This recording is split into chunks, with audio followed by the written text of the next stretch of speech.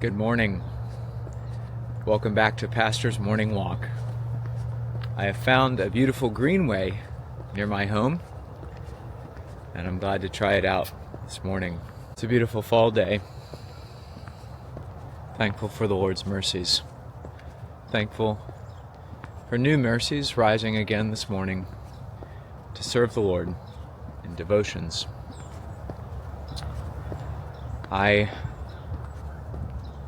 read in Ecclesiastes, and one striking passage was regarding the blessing of friendship, of companionship, and it asks a striking question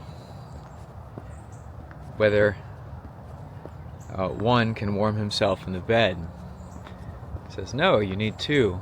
And it says that if someone come and attack the one, the other can help him, and that a threefold cord is not easily broken. Well, this has been my experience with trustworthy Christian friends, and also in my session with my ruling elder. And I'm thankful to have men of God who can support, encourage, and strengthen my hands for the battle. It's good to fight together. So I encourage you to do all you can to seek Christian friendships and to cultivate those friendships.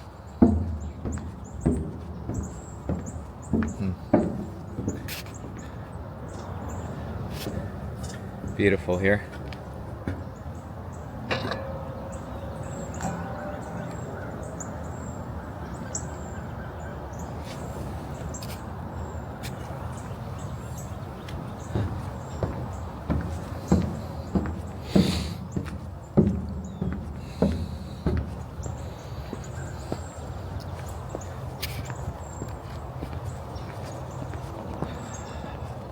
Speaking of Ecclesiastes, on Fridays I have my choice of sermons in chapel with the boys, and it seemed good for the next few weeks to focus on some portions of Ecclesiastes that seem to apply very well to children. So, we'll consider this Friday from chapter 11, Rejoice, O young man, in thy youth. And I'll encourage the boys with the blessings of youth, its strength, its delights, its joys. One thing I saw this week is that in running, I make sure they run behind me, but at the end of our portion, sometimes I let them go and they blow past me. They have a strength and energy that seems boundless compared to a man in his 30s. I'm not an old man, but I certainly don't have the strength and vitality that they have, though I do have a man's strength compared to a boy. But I'm thankful for that, and I'll encourage them to rejoice in it, but in measure, knowing that God will bring them to judgment for all things that they do. Then we'll consider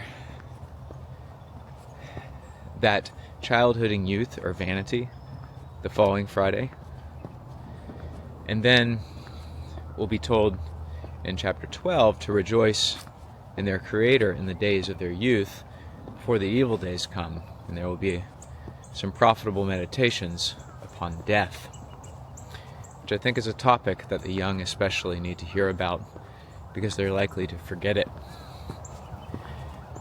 And then we'll conclude with the conclusion of Ecclesiastes at the end of chapter 12.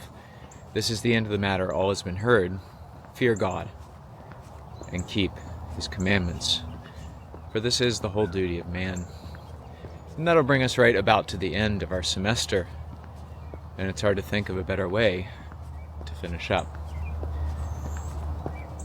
Pray for these boys, that the Lord would apply His word to their hearts. I look forward to preaching this Sunday, and it seems good with our national holiday of Thanksgiving coming, which I take as a lawful civic holiday, that we will consider from Psalm 107 the duty of thankfulness. It's something we can be reminded of every day. And it's a great shame given all God's goodness to the children of man. I mean, look at the creation. Hear the birds singing. Even for these natural things, for life, for breath, for everything. Why would man not be very thankful? And yet, it's our shame that we're not. And then in the evening, a sermon that I've long wanted to preach for this congregation, and I've preached before from Zephaniah chapter 3, that God rejoices over his people in love. We rejoice in God, and he rejoices in us, his true people, saved by his grace. And I trust that will be encouragement to the people. Well, may the Lord bless you today.